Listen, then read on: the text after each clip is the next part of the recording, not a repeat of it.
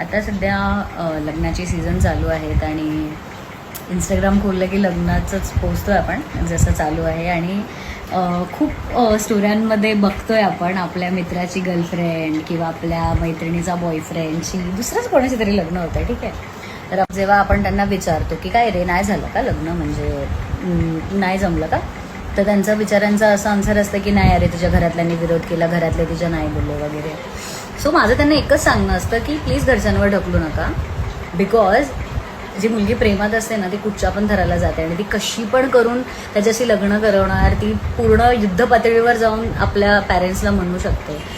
मुली असतात अशा, कुठच्याही थराला जाऊ शकतात जी मुलगी प्रेमात असते ते.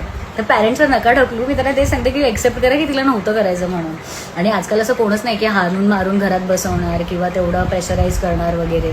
थोडंसं मेंटली बोलतील की नाही चांगलं आहे तुझ्यासाठी, विचार कर वगैरे, पण जसं पहिले चालायचं तसं नाही चालत आहे. आणि सेम हे मुलांच्या बाबतीत पण आहे, तेच आहे, दोन्ही साईडला रेडी असेल तरच भेटेल, नाहीतर आजकाल सगळ्यांना एक दुसऱ्यांचं प्रेम भेटतंय जे आपण बघतोय लग्नाच्या स्टोरीजमध्ये.